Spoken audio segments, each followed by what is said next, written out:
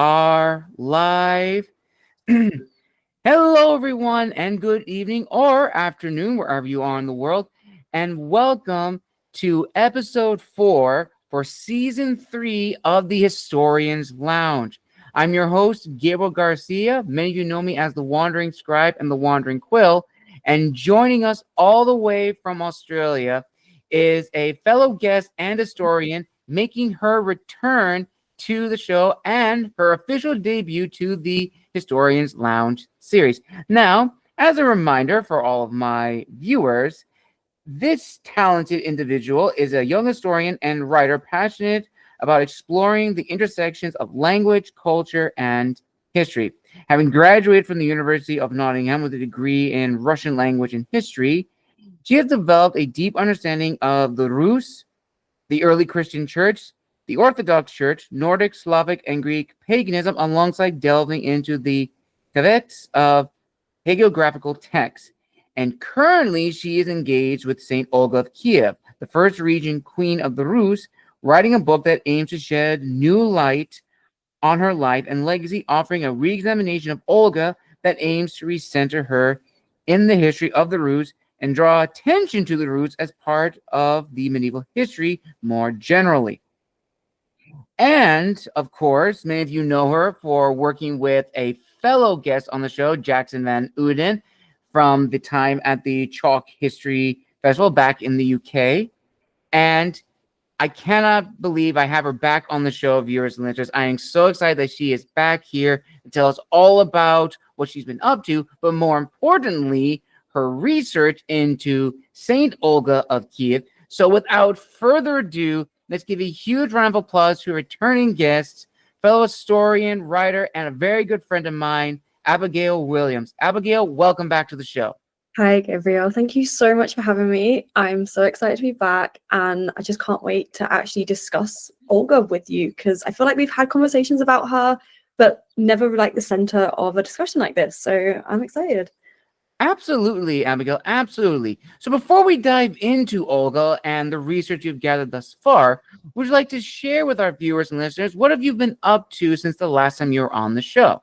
So, I mean, the last time I was on the show, I was in the UK, so obviously made quite a big move across the world, and I'm currently living in Australia and kind of just setting my life up here, looking at getting into some more academic endeavors and writing here, but that's yet to happen because I've only been here a couple of months. But in the grand scheme of history, I have actually finished my debut manuscript, and it is currently in the editing process with my publisher, and it's set to be published in 2026, early 2026. I won't give exact dates just yet because I don't want to jinx it and then it doesn't come out when I say it comes out, because we've not got a finalized date yet. But it's very exciting, and it kind of feels like the end of a really long couple of years of just being so entrenched in Olga. But it's really fun to actually be able to speak about her now without having to go back and like furiously write behind the scenes of like trying to get everything done for deadlines and stuff. Absolutely. And if many of you remember Abigail's first interview on the show, Abigail was just beginning her journey with Olga, and we were talking a little bit about the research that she's gathered. But as she just told us right now, she is finished and it's in the works of being published and hopefully out sometime next year. So let's just dive right into it, Abigail. So for many people who are unfamiliar with the Rus as well as Olga of Kyiv, to my knowledge, the Rus are the ancestors of the Russian people, the people that would found, the Russian kingdoms later in the late medieval period and early modern period. But they also have close ties to the Norse. Am I wrong in that? So, first of all, I think this is a really big misconception that a lot of people have about them. Okay.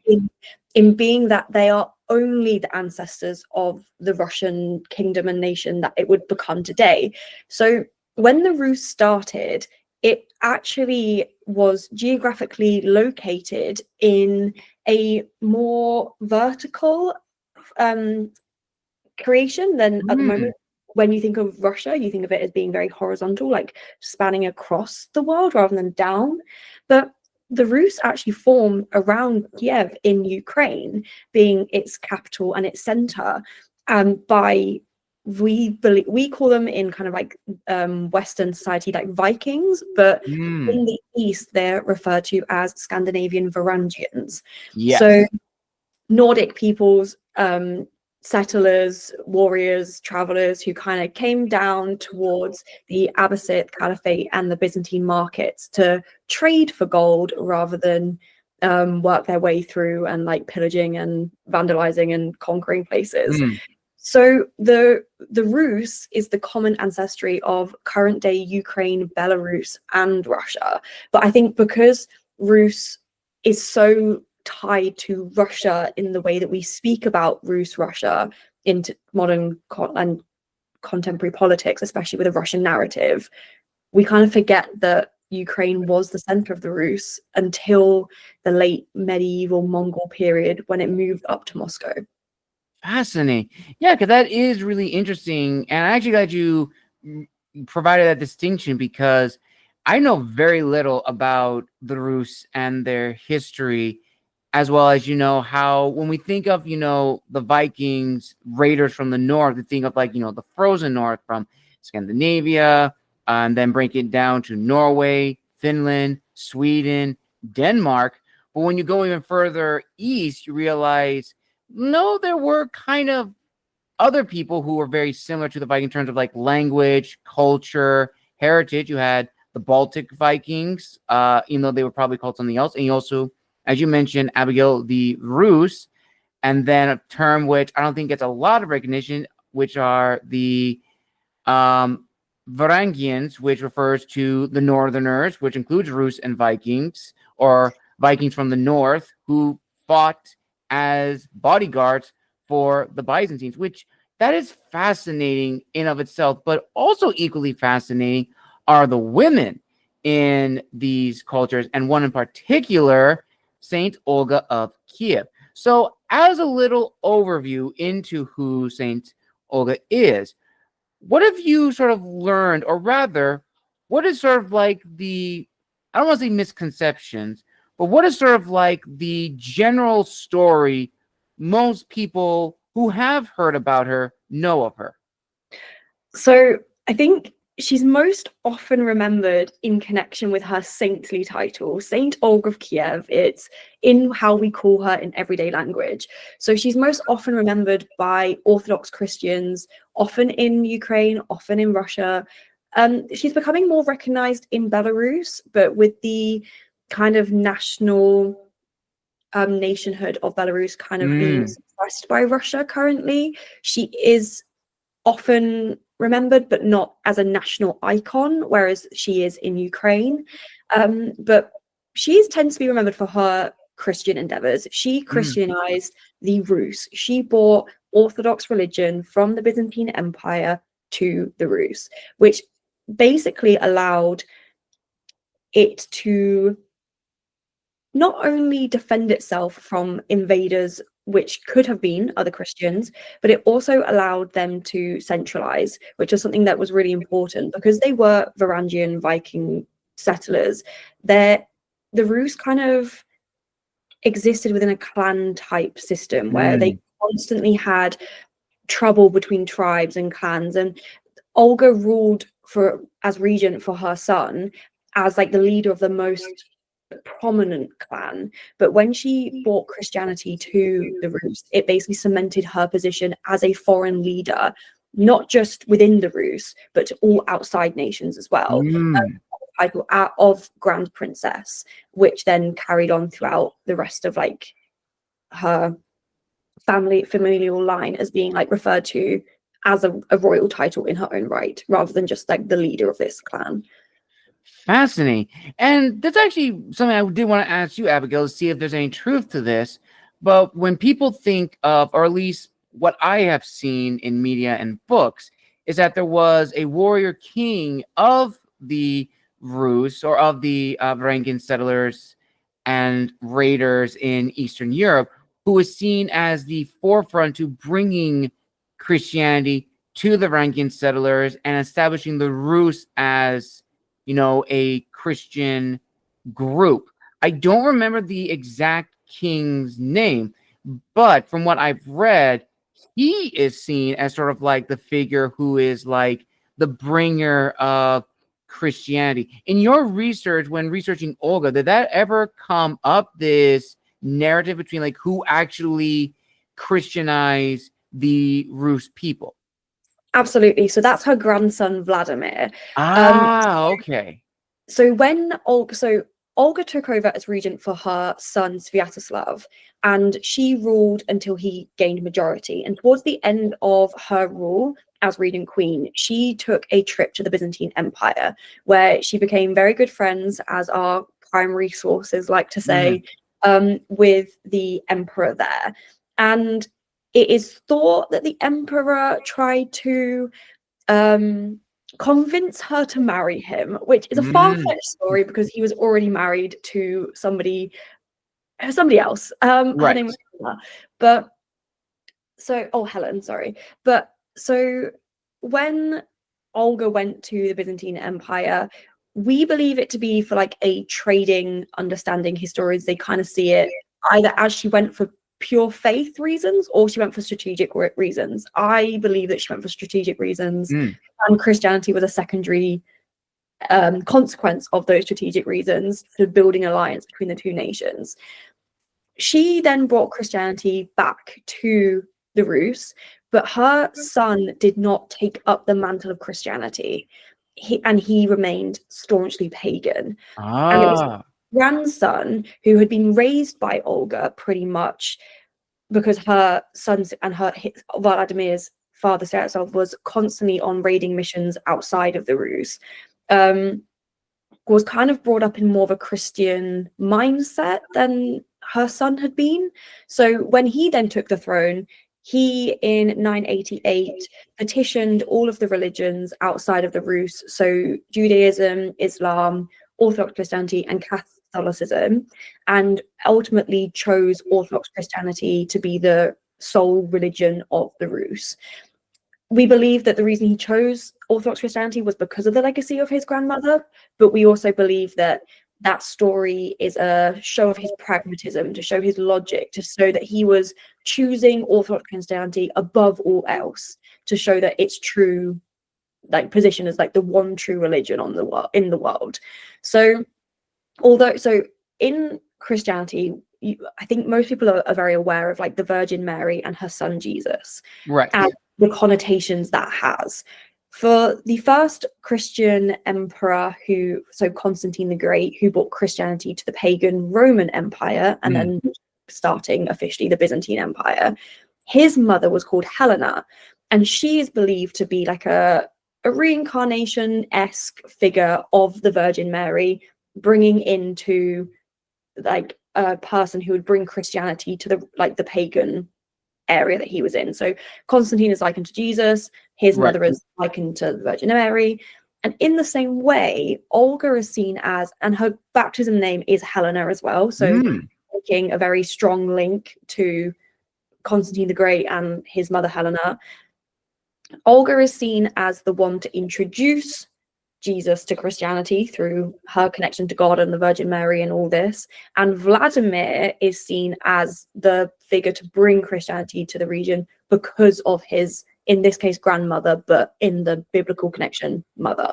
So there's a lot of like Christian discourse here suggesting that they are so integrally interlinked that you can't separate the two. They both brought Christianity to the area.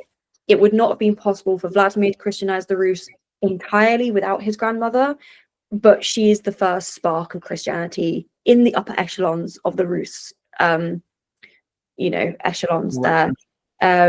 So it's when you look at Olga in isolation, you can say that she was the one to bring it, but Vladimir was the one to Christianize the entire Rus, but they could not do it without one another. Absolutely. It's almost like, what is it, that joke that, people say that, so-and-so, he walked so that so-and-so could run. Almost in that same mindset that Vladimir was able to do all this because of the legacy of his grandmother. His grandmother planted the seeds for Christianity to flourish under Vladimir, which honestly is, very, very fascinating. So now let's actually talk about the origins of this book that you've written, which has taken a very, very long time, Abigail. So in your bio, you studied, Russian history, language, literature, Nordic, Slavic, early medieval history, everything. But out of all the figures to research and dive deeper into their story, what was it about Saint Olga of Kyiv that really stood out to you, that needed more attention? So she's always fascinated me because for someone so influential, and she is incredibly influential within the Rus, there is nothing written about her. She is a footnote in the grand history of men in the Rus, and there was just nothing really extra about her apart from what we'd learned during my degree, and then as a cursory glance over the history books, there was nothing else there. So when I was given the opportunity to write a book for my publisher Pen and Sword, and they were like, we'd love for you as a female author and a historian to write about another female, like we'd love for you to bring that voice to, a historical narrative. It honestly took me no time to choose Olga, because to be given the opportunity to actually deep dive into her and to spread like the influence that she had to the public historians and people who are interested in history was an opportunity that I could not give up. So it was kind of something, she'd been someone that I had noticed at university, didn't really have the time to look into her the way I wanted to, and then was given this opportunity where I could look into her, and I gripped that very tightly. I was like, yes, I'll be discussing St. Olga of Kyiv. Thank you very much.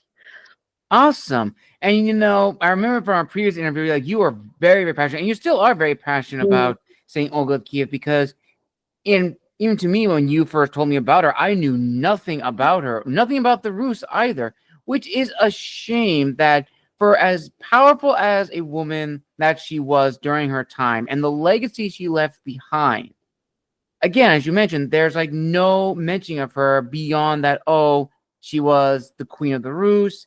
Yes, she did this, but she is just a footnote, which begs the question, and this actually goes back to her connection to her grandson, Vladimir. Do you think it's possible, or in your research, did you find that Vladimir's success overshadowed his grandmother in terms of the research and scholarship when discussing the Christian history of the Rus people, even though, as you said, Abigail, his grandmother is the reason that Christianity was able to at least lay a foundation for Vladimir to really consolidate what it could do politically and culturally for the Rus people. Absolutely, she's been overshadowed by Vladimir, and that is not to delegitimize his actions in any way, shape, or form, because he's also very fundamentally important into the transition from the Rus being a pagan collective to a Christian collective, without a shadow of a doubt.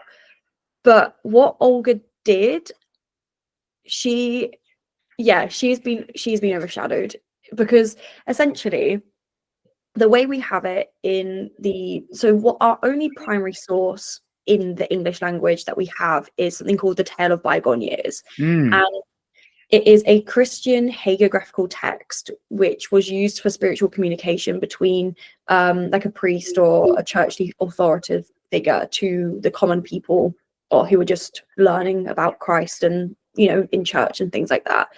And this text basically regales the life of Olga from the moment that she married Igor, her husband, and like the genealogical line of kings within this system. And then we don't hear anything about her until her husband dies. And we don't know where she was born.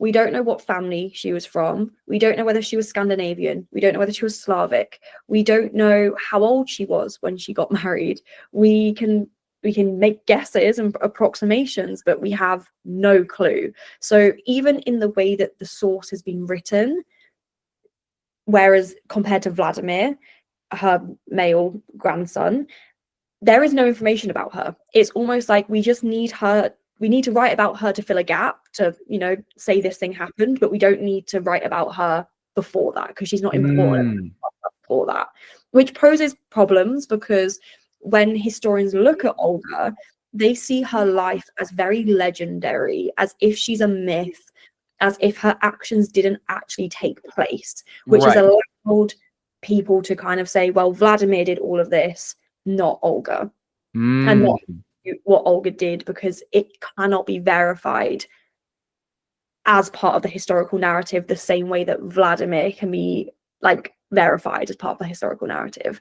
So I wouldn't say that it's completely like a overshadowing of Vladimir on Olga in terms of like what he did, but it definitely is in the way it's been written about in history since it's been happened. Absolutely. And, you know, that is very, very true. And it almost kind of brings up other discussions of these queens throughout history who have kind of been fableized or mythologized. I probably think that is a word, but ultimately, yeah. But ultimately, these queens who, because that there is not a lot written about them, or rather, the main primary sources do not give enough attention to them, they are seen as this semi-deified figure where, yes, there are some documentations of what they did, but here are some tales that have gone along with them. I've seen that kind of connection with some of the fabled queens of Ireland, which is, you know, very, very intriguing. So now let's kind of paint a picture of Olga of Kyiv. So in your research, Abigail, what has probably been the most fascinating aspect about her early life during the time which she was made, or even before she was made, as well as the challenges of trying to really put her life in pieces in the sense of trying to fill the gaps to tell her full story?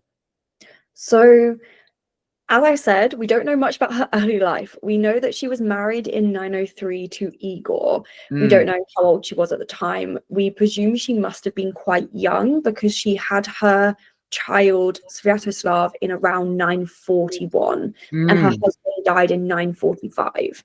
So she must have been quite young when she was married, but that doesn't really strike anything too particular with arranged marriages and the such going on. A really fun theory that I have been kind of playing around with in my research. There is no historical backing to this apart from theorizing. But it's a fun one to consider, is Igor, her husband, had a regent before he became king because his father, Rurik, the legendary progenitor of the Rus, died before as he was still an infant. So Oleg was Igor's regent himself. And I would kind of like to believe that Olga is Oleg's daughter, and he married Olga to Igor, his biological daughter and his charge, so the one he's regent for, so that he could maintain power even after Igor became of age, because Oleg was the one who was able to capture Kiev from the Scandinavian warriors, or we believe them to be Scandinavian, Haskold and Dia, who had captured Kiev earlier on. So Oleg bought the center of the Rurikid dynasty, in which Olga is the grand princess, marries Igor, the son, and brings it to Kiev, which then starts the Rus, essentially. Right. So Oleg was really ambitious, and he really was ambitious. So it wouldn't surprise me if he did marry his daughter Olga to Igor, and also would then allow it to be like an earlier marriage because he knows who Olga is and she's of noble birth, and it isn't someone who is just like a random person that he's met, which some people believe that she bewitched her across a lake. And there are so many other stories about how they met. But I believe this one to be as true to probably what happened as possible without knowing. But again, this is the challenge that I have when trying to piece together her life. I can look into the socio-economic, religious, political context of the Rus and make approximations, but there is nothing concrete. However, when we move into her marriage with Igor and Igor's death at the hand of the Derevlian tribe out of Iskorsistan, which is current-day Khorasan in Ukraine, we see a lot more about her character, which is murderous. She really? is vengeful. You think you remember her in a saintly context. You think of her as this pious woman who brings Christianity to the Rus. She was not before this time, but between 945 and 960s, she was uncontrollable in her wrath. It was a bloodbath. Completely. She yeah, so I don't know where to begin with this, because when her husband is murdered by Prince Mal, he then tries to marry Olga, probably to gain the power and legitimize his own power over the Rus, because it's the Derevlians are a neighboring tribe. They're constantly back and forth throughout history trying to like consolidate power in Kiev. So Olga is not happy by this. She's like, no, I'm not going to marry the person who killed my husband. That's not really what I want to be doing. And essentially begins a very, very long revenge plot, which starts with inviting some of his most loyal and trustworthy emissaries to Kiev. Well, so the people who, sorry, let me go back. Mao kills Igor. Mao sends messengers to Olga saying, hey, your husband's dead, please marry me. She's like, absolutely not, and buries them alive. There's a lot more about that, but if you want to know about that, you'll have to read my book, because it's really fun and it has a great connection to Scandinavian mythology. So that's a really little cool connection there. So, but Olga buries these people alive. She then sends word to Mao saying, I would love to marry you. Please send some of your most trusted advisors so that we can hash out a marriage situation, a marriage contract. Let's get this together.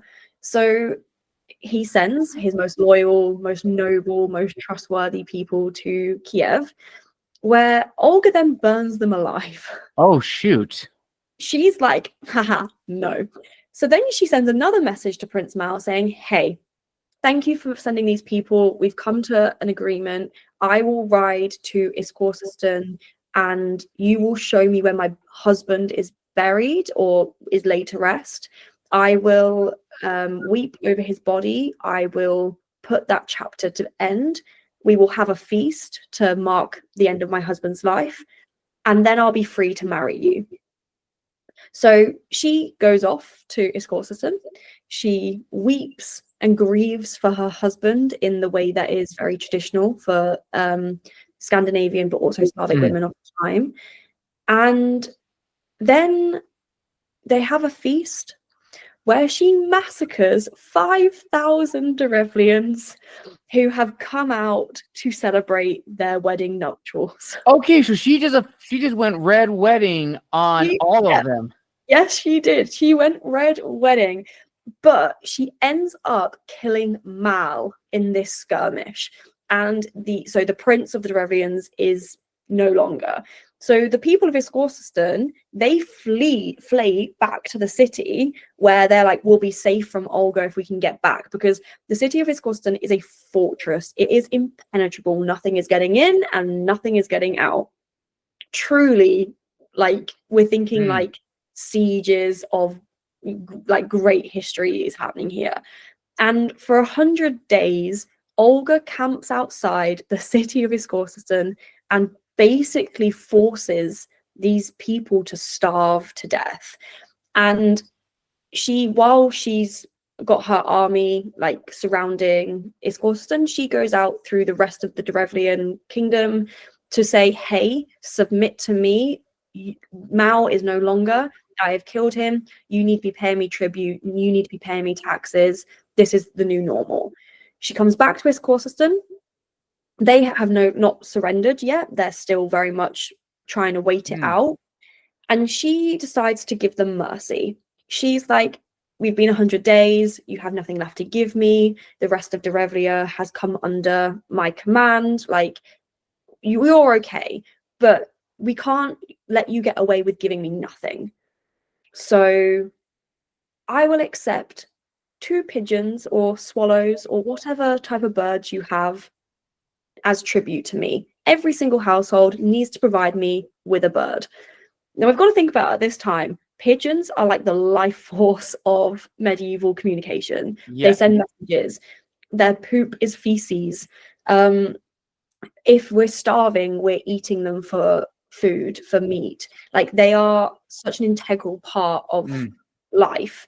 So although we think of, oh, she's asking for, instead of like mead or honey or furs or fine silks, she's like, give me a bird, people kind of like, oh, that's a little bit of a, not the highest form of taxation that she could ask for, but she's very aware that they have nothing left to give, and that this is still a big sacrifice for the people of the city of Iskorsten to give up to her, because this is their last saving grace, essentially. If the siege goes on longer and they don't have pigeons, they have nothing.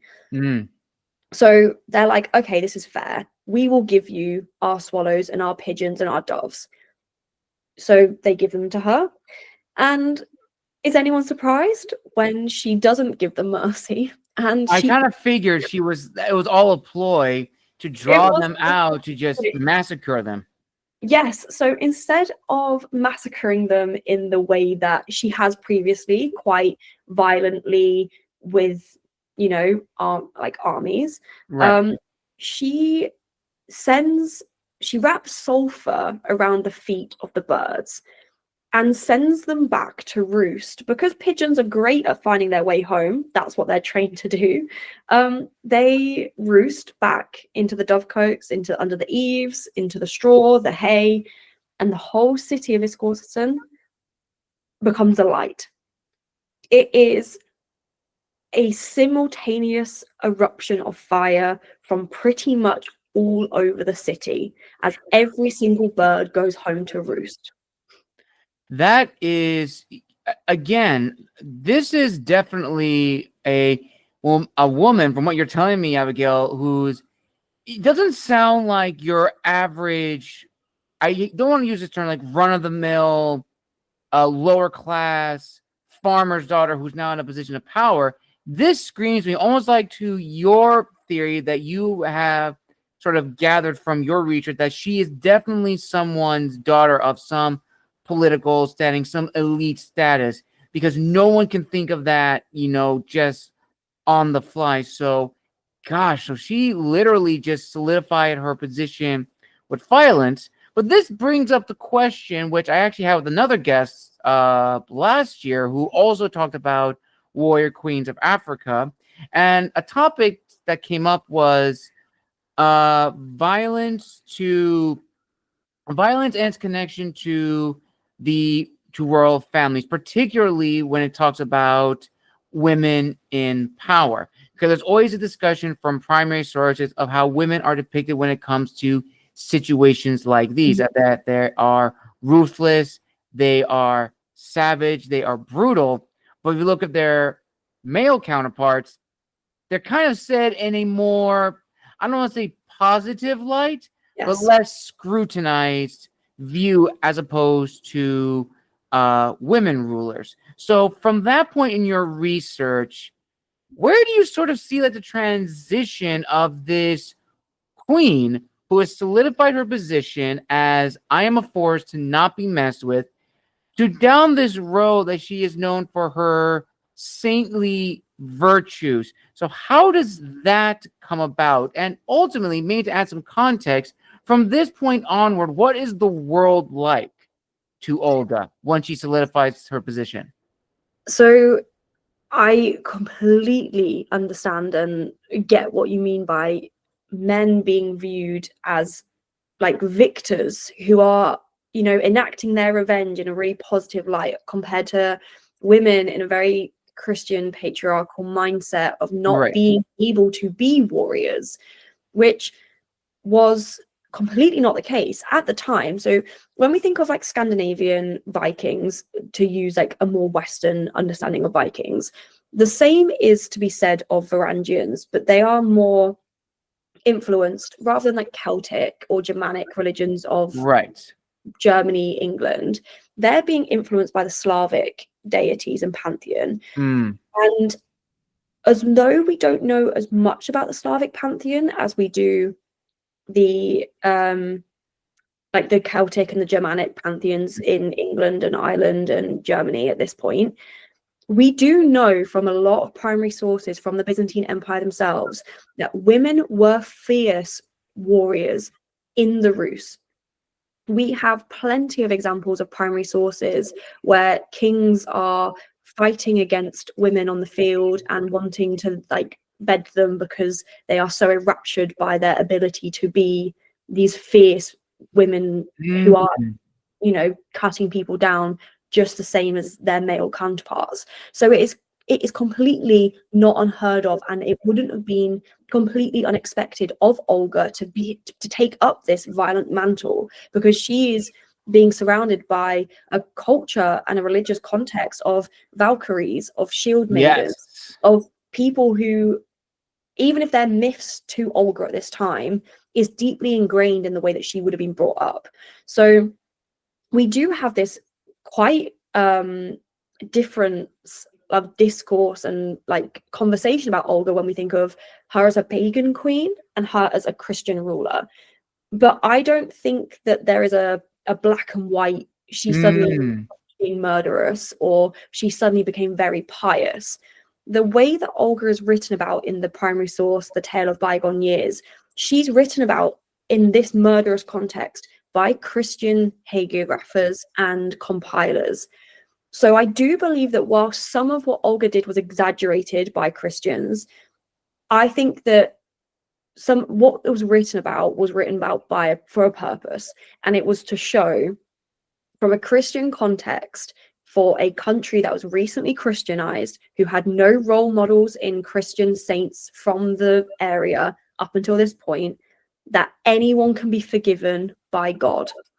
Olga, your Regent Queen, the grandmother of our beloved Vladimir, if she could be murderous to the point where she has massacred an entire people, and then the people she didn't massacre kept as slaves, can be forgiven by Christ, rise again as a Christian, and be this good, faithful, pious woman, anyone can be forgiven. So I think there's such an extreme between the two because the Christian compilers wanted there to be an extreme between the two. So as much as like I do believe that some of this is rooted in fact, we'd be completely naive to ignore what the Christian compilers have written about Olga. I do think that it wasn't probably as black or white as it's made out to be, and we have lost some sort of spiritual communication along the way by what has been written. So yeah, I believe that's where it's kind of taken its place. Fascinating. Okay, so now if we jump forward in history, so now that she's established her position as the ruler, and I imagine around this time, you know, after her, well, it's been a while now that her husband has been dead, but I imagine around this time that she has, well, is her son born around this time, or is this kind of where, as you were mentioning before, when she's going down to the Byzantine Empire to establish this trade deal negotiations, that this is where her son is potentially born, or is her son already like a child around this time?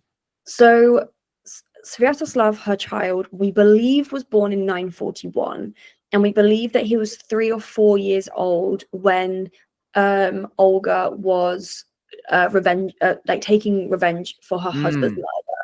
So we know that he was killed in 945. So, but we also know that he was a small child because during the siege of Iskorsistan, Sviatoslav was the one to start the siege. He threw a spear, and that did not go very far. It barely went past the horse that he was sat on's ear. So we know that he was still a very young child to not be able to throw something with distance. And he was the one that everyone was like, our prince has started this, let's follow. Mm, So he was definitely alive. People have thought maybe 7, 8, 9, but okay. I believe it to be more 3 or 4, because by the time that Olga isn't Regent Queen anymore, it's around 962, which would make sense for him to be about 15, 16 at the time, kind of coming into his majority. And Olga had been in the Byzantine Empire for a while, so it would have made sense for her to leave Sviatoslav behind, to be learning how to become a ruler in his own right, while so she could be making negotiations and strategic alliances with the Byzantine Empire, and he's ruling from the home, from the Rus, from the Kiev. Absolutely. And I guess there's also this discussion, what we do need to probably discuss is like the role of queen regent, because in history there's been a lot of queen regents that have still ruled even through their children, but in some sources for like either it's the early Franks, the Visigoths, the Vandals, we even go to the Britons, or even the Irish, or even when you get into the Vikings or the Anglo-Saxons, you do kind of have these regents that, while they may not officially be on the throne, they are still the ones in power. So when her son is on the throne and he's making himself into the ruler that he wants to be, in your research, what did it tell you about their relationship between the two, like the son and the mother? Do they have a very positive relationship, and then that kind of impact not just the region itself, but also the legacy of their house? So I think the first thing to tackle with that is the way that we view the monarchy in the Rus. So there wasn't really a monarchy in the sense that we understand today. It was very much Olga as the regent. We would call her a regent queen to be able to elevate her status in our understanding, but she was always a grand princess. She was never a queen in the sense of like, the Rus didn't have a queen, it didn't have a king, it had a grand prince and it had a grand princess, and the grand princess was usually the wife of the grand prince. Okay. So in that sort of context and understanding, there wasn't really a throne that someone would sit on or have like this symbolic power through objects. So when Olga is very, very visibly defending the Rus from the Derevlians in her revenge of her husband, but like that's a very symbolic, I am our figurehead, nobody cross me. But she is so aware that she is holding on power for her son, that in all the other symbolism that come out of her regency, it is so obvious that she is only doing what she's doing for her son. Which is interesting, because while we have nothing written really about the time between her defending like her revenge and then her son taking over, we don't really have much about their relationship. There's been quite a bit of archaeological research that has come up with things such as the the Falcon Cross, which in the Rus, a lot was being traded with the Byzantine Empire, and we were getting a lot of dirhams come through as like a solid weight of silver. Right. And the Olga revolutionized the Rus's taxation system. She never wanted what had happened to her husband to happen ever again. So because the way that her husband had died was going out to collect tribute and tax from the local tribes himself. So she reformed this by making a system of somewhat centralized taxation. So somebody would be authorized by her to go and collect tax in a certain area and then bring it back to Kiev to be counted and notarized officially. So the way that she would authorize people was giving them this falconry cross, which is like a symbol of the dynasty, because the way their kind of coat of arms, their house insignia was a bident, and the male lines of the household had a 3-pronged bident, kind of looks like the trident of Poseidon, that type of Right. vibe, but it's very specific to the Rus.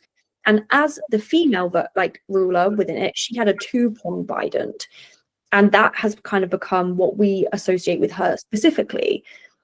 But because she was ruling for her son, she didn't put her bident on there. She put her son's bident on there. So previous historians have kind of turned around, well, this is her son's insignia, but we kind of know it's her emblem because there's a falcon on top of a cross on this piece of insignia symbolism to show that this person's allowed to make monetary transactions on her behalf. Right. Now, Olga is deeply, deeply associated with the falcon because of the Norse god Freya, which is really interesting that she would then add the Nordic Scandinavian god Freya's emblem of a falcon on top of a Christian cross symbol. And it greatly signifies that her and her son, one is Christian, one is pagan, but together they are both, in charge of this country, that they rule together, that they are aligned in what's going on. Obviously, that could just be propaganda to show a united front. We obviously know that outwardly the Rus needs to stay and look Christian so that outside forces don't feel inclined to attack them, because otherwise they will face the wrath of not only the Rus but the Byzantine Empire as well. But internally, Olga doesn't really make any big forces of show or movement to make people become Christian. So the majority remains pagan, which is how her son also remains pagan. She's not enforcing this. So it's internally, the country is still majority pagan. Outwardly, it looks as though they're Christian. So this combining of the two religious elements within her symbol is so unique to her, because her son Sviatoslav would never attach a Christian symbol to his own insignia, and her grandson Vladimir would never add a pagan symbol to his Christian insignia, because he destroys and forces a lot of Christian conversion. So this symbol can only be tracked to her. So it kind of shows that she's a real pragmatic leader who's walking this middle line of two very different religious policies to strengthen internally and internationally the Rus position, which is a masterclass of political movement, especially as, and I don't want to say especially as a woman, but you don't see many examples of female rulers who are navigating the male-dominated political sphere as she does. It's absolutely incredible. Absolutely. And also, if you look at the geographically what's happening around this time, and I could be wrong with my dates and names, but around this time, if you look at, the late 900s, we sort of see this transition period all over, the northeastern provinces. Like you have Norway, Scandinavia, Finland, Denmark. I mean, Christianity slowly seeping in. But as opposed to the Rus, there is this internal conflict between, Norse paganism and Norse Christianity, which of course they are more tied to, the Eastern Orthodox religion. I could be mistaken with that. Some probably went with the more Latin Catholic side, with Rome trying to get close to that. And then of course you have the Danelaw in England around this time, which, if I'm not mistaken, around this era you would have the St. Brice's massacre. Again, I could be wrong, but the lead up to that is very prominent, which, for those who don't know what the St. Brice massacre is, that was with the Anglo-Saxons massacring the Norse and Danish settlers that were living in the Danelaw, which was a region carved out by the Viking raiders and leaders at the time with the Anglo-Saxon kings to establish almost like a border. It's like, okay, your people will stay here, we're going to stay here, we're not going to interfere.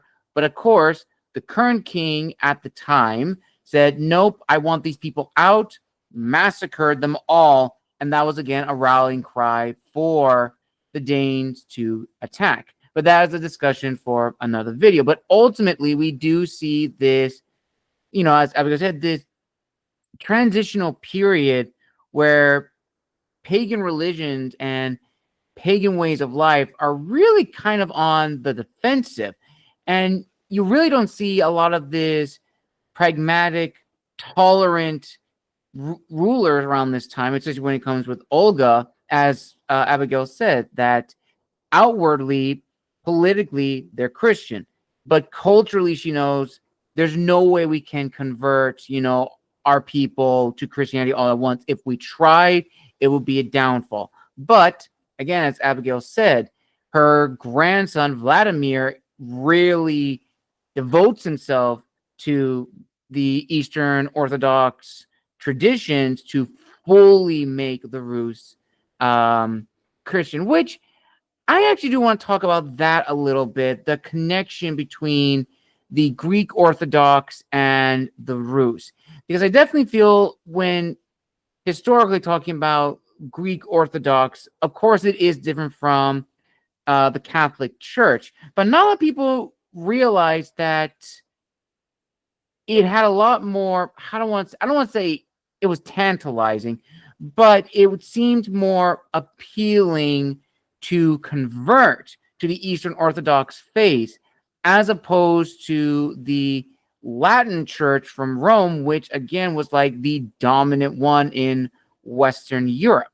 So why is it that ultimately the question is, why didn't Olga try to make a alliance, religious and political, with Rome, as opposed to historically she goes to the Byzantine Empire? So firstly, she did. Oh, she does. Okay. So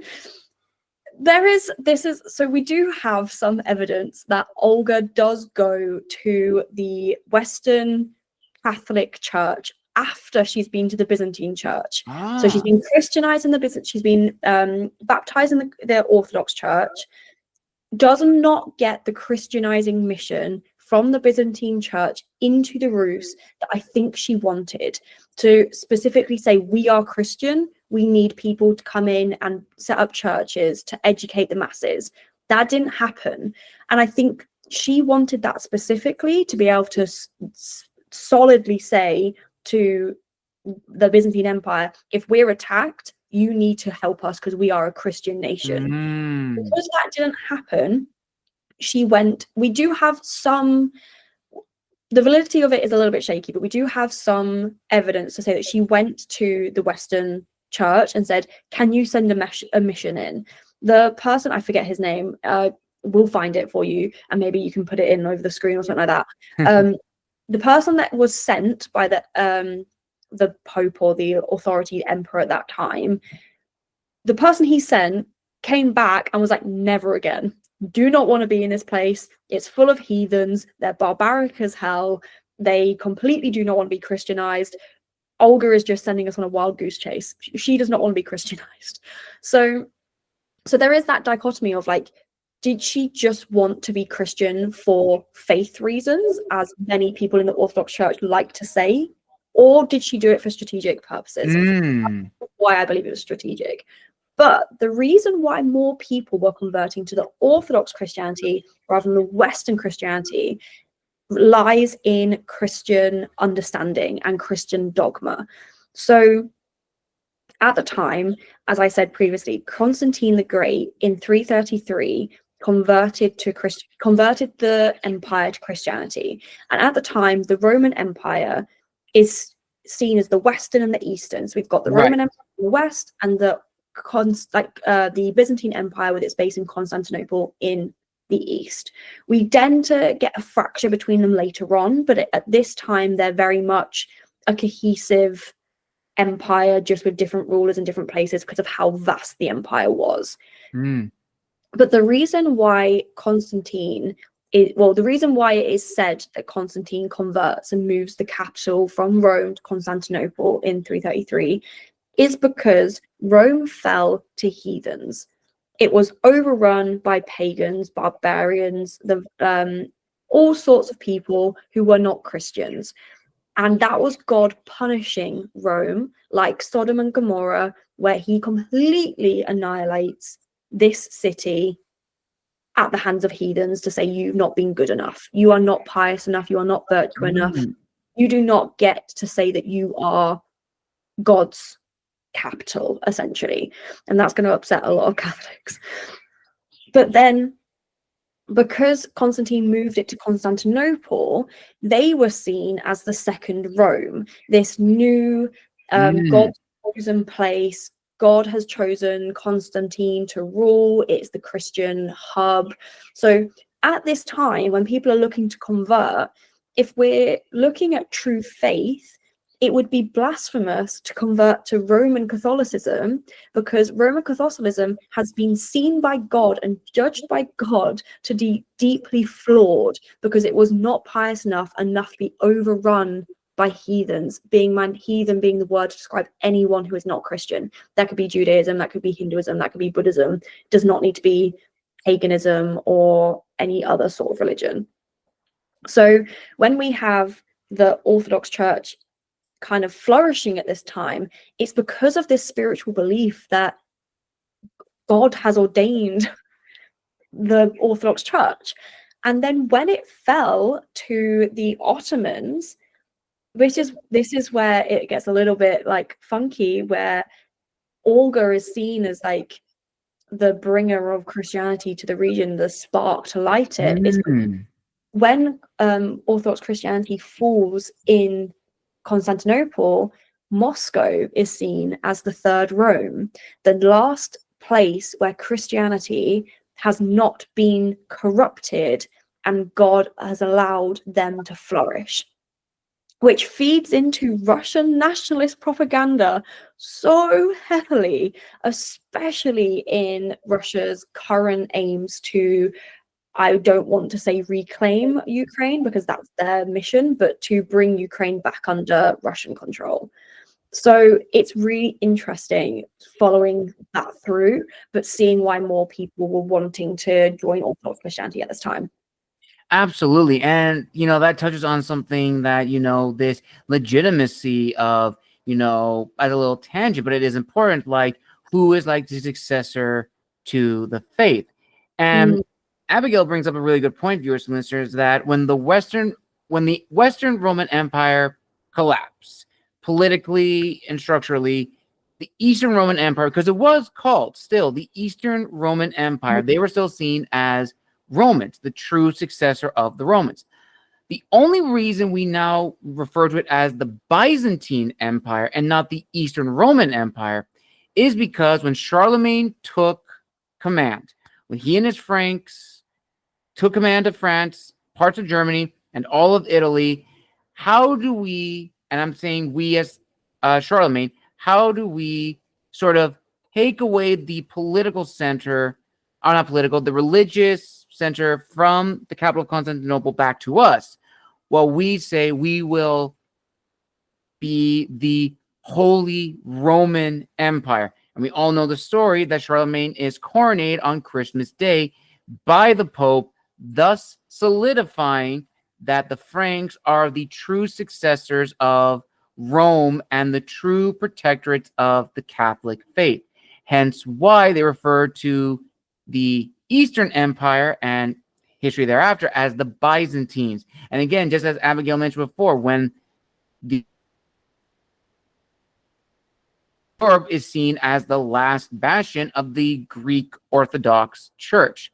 And speaking of that, I think it's now important to talk about the most fascinating part of the discussion is, of course, the canonization of Olga, Queen of Kyiv, to Saint Olga. So in your research, Abigail, how did this part of her life come about? What has your research uncovered? And is her canonization different than how saints are canonized in the Roman Catholic tradition? So I don't know much about canonization in the Catholic part of Christianity, but the way in Orthodox Christianity, I believe it's probably the same, but I can't speak specifically to that. Okay. Is if a body of somebody who has been particularly virtuous in their life has not degraded at the time that they are then reburied. Like, I think it has to be like 8 years, something akin to that. If their body still smells of roses and their body has not decayed, they are seen to be saints, because God has preserved their body, and this is where we get the idea of relics from. So Right. in churches, people will say to have the pinky finger of a particular saint, and people will then kind of pray over this relic, so because it's thought to curry favor with God, and this is pretty much what relics and that what lot is for. But in Olga's case, she was not canonized as a saint until much later on, whereas her dad, Vladimir, and his brothers Boris and Gleb were canonized pretty much straight away. And the reason they were canonized straight away is because the church in its infancy in the Rus needed local role models to say, this is what you need to do, this is how a good Christian acts and behaves. As they were, because the Rus, having such a different cultural religious background to the Greeks, the Orthodox, wouldn't accept Orthodox saints as their own saints, as people that the pagan population could look at and say, I see myself in them. So people of the royal line of the Rus were often chosen to be created as saints, regardless of whether they had actually, their body had been dug up 8 years later and smelled of roses and all this sort of stuff.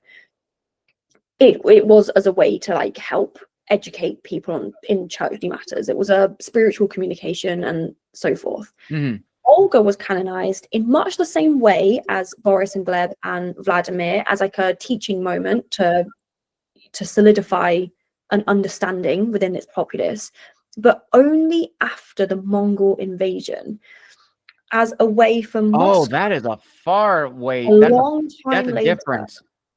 Yes, and I, in my research, have come to believe that the reason why she was canonized so much later as a saint was so that Moscow could claim legitimacy in it being the Third Rome, the rightful successor of Orthodox Christianity. Because to claim that she's a saint in Moscow, we've now moved the center of the Rus from Kiev up to Moscow, and Kiev is now not really part of we're looking at this more like the Russian Empire. Kiev is more part of Ukraine at this point. We're looking at a difference in empire. The Rus isn't really anymore, and we're looking at the Muscovite period.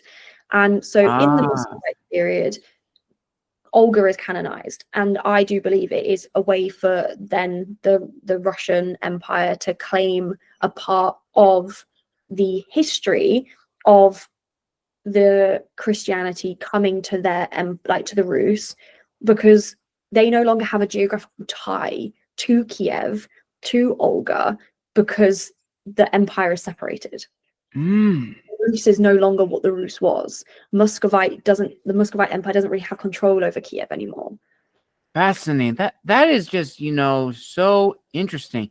And in your research, what did Olga do during the last few years of her life that would be deemed as saintly? The reason I'm bringing this up is that to my knowledge of Roman Catholic saints is that most saints are tied to a specific thing that they've done in their life. Like Saint Francis of Assisi, everyone knows him as the great traveler for creating the Franciscan monk order and being very like a slight deviation of the Catholic faith. So in your research, Abigail, what sort of constituted Olga as a saintly figure in the Greek Orthodox Church? What did she do that would merit that? So she is sainted as a saint equal to the apostles, which is quite a big deal in Orthodox and just Christianity in general, because it's likening Olga to the disciples of Jesus Christ. So the reason that why she is canonized in this way is because this, in the same way that after Jesus was crucified, his disciples went out to spread the word of God and to establish churches and early church authority and hierarchy, and accumulating the Bible and creating this text, because it wasn't one centralized text for a great many years after Jesus was crucified. Olga is seen as spreading the faith, the word of God. She is seen as implementing churches. She is seen as the forebearer of Christianity in the region. So she is seen as very much in that light of doing what she can do to spread the word of God. Fascinating. So ultimately, she is seen as this figurehead that is like, she is the, what's the word I'm thinking of?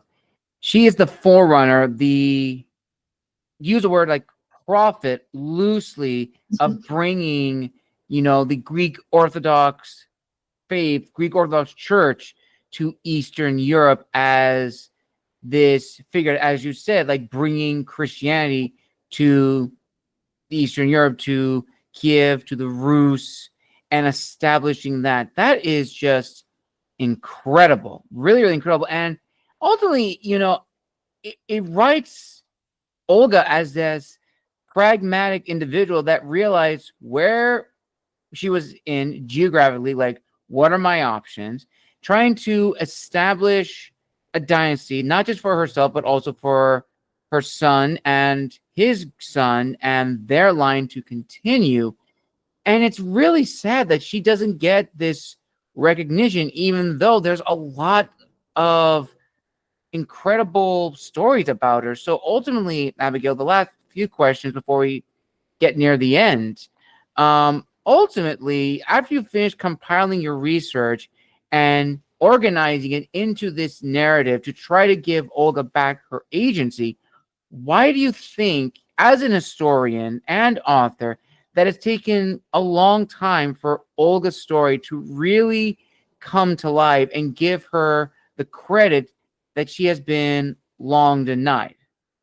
So Olga's story is very well understood in the Slavic speaking countries. So Right. in the Russian and the Ukrainian specifically, because this is where the country in which she has originated is the successor to, in terms of the Rus, Russia, Ukraine, Belarus.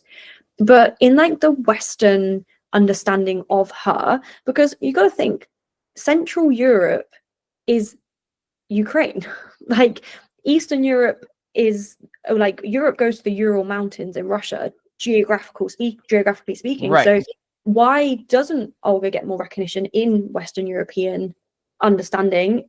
Is because historians pretty much off the bat couldn't verify who she was in the historical record because of all of the unknowns. Because she was a woman who, apart from what the Christian compilers of the primary text we have for this, the Tale of Bygone Years, they didn't deem it important enough to note these details because of her being a woman, unfortunately. And it was then easy to just completely ignore it because, oh, it's a myth, oh, it's a legend, oh, this didn't really happen, this is completely exaggerated. So, which obviously there are aspects of that. We the Tale of Bygone Years was written at least 400 to 500 years after Olga was alive. So there's always going to be parts of her story that are whispers and word of mouth and what has survived, which will never be remembered accurately. But that's the same for a lot of male figures in history as well. So why do we dismiss just her as a woman as not having this much of an impact on the Rus history as we do as men who have that impact on the Rus history? And I do think it is because, unfortunately, until the last decade or so, where female voices in history and top-down history, especially when we're looking at rulers, don't really take into account the importance of female voices. Even in the Western world, great rulers, even like Catherine of Aragon in the United Kingdom and Henry VIII's first wife, we don't often remember that she was one of the first female diplomats between Aragon and Spain and England before she became Henry's first wife after her first husband Arthur had died. So we kind of tend to remember women as counterparts to men. And because Olga's story happens after her husband has died, there isn't a man to add to her counterpart. So she is often not remembered because there is no man for her to be remembered in association with. Wow. Which is my feeling.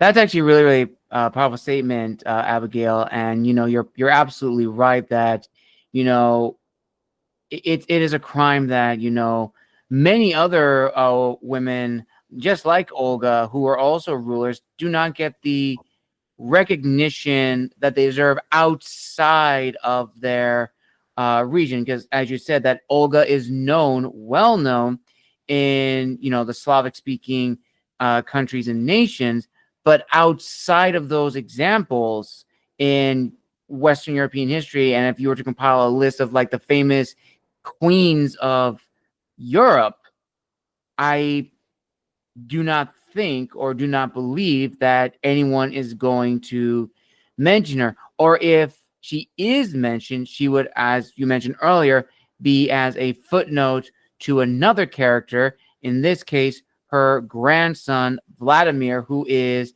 recognized for his contributions. And again, not to take away anything from Vladimir, because he did contribute a lot to the Rus and establishing them as a formidable force in the region.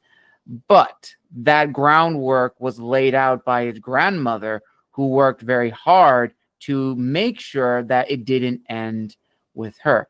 So ultimately, Abigail, as a final question to this incredible discussion of Olga, what do you hope for your future readers to take away from this book that you have spent so long researching to get it right, to tell her story as accurate as possible, and of course, filling in the gaps when needed?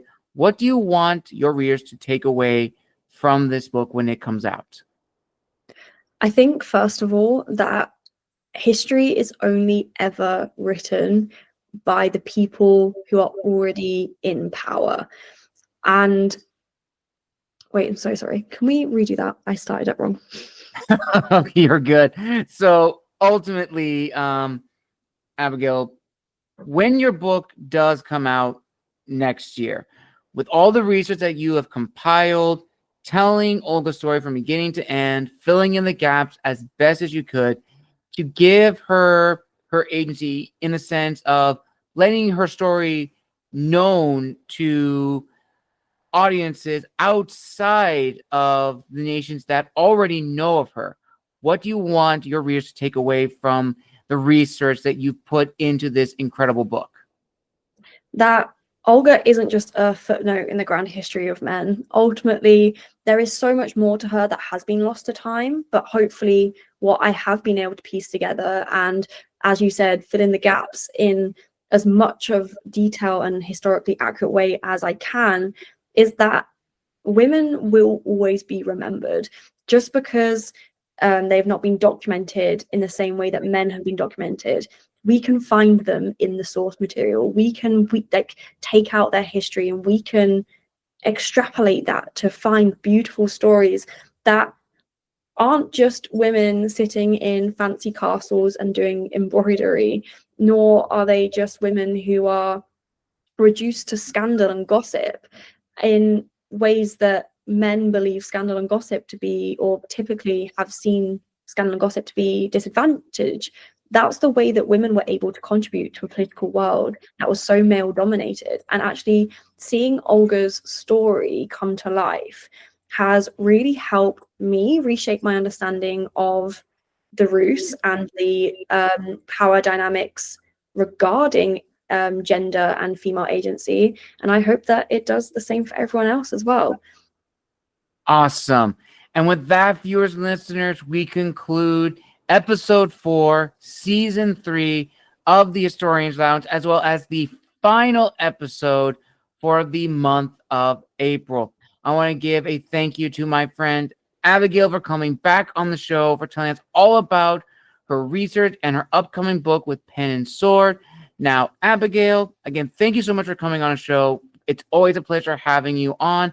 Where can people find you on social media if they want to stay up to date with any research you may be working on future books, as well as just chatting with you?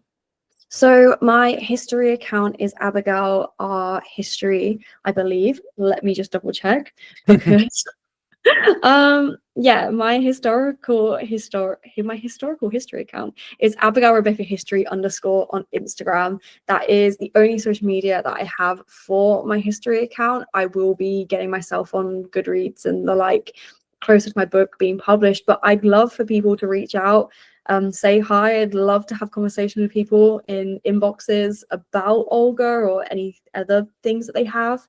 And I just hope that when my book does come out, people will buy a copy and read all about Olga. Absolutely. And if you want to see Abigail's first interview here on the show, I will link it right here in the description at the very end. Again, everyone, thank you so much for joining us for the final episode for the month of April. It was probably one of my favorite months to do, and I had a pleasure meeting everybody who has been on the show, some familiar faces, some new faces, and honestly, I cannot wait to share with you all what I have planned for May. But until then, again, a huge thank you to Abigail for coming back on the show. We wish her the very best. Make sure to like, comment, and subscribe down below. And as always, make sure to check in for future episodes coming soon for May. And until next time, there's the Wandering Scribe and the Wandering Quill signing out, wishing you all a wonderful day wherever you are in the world.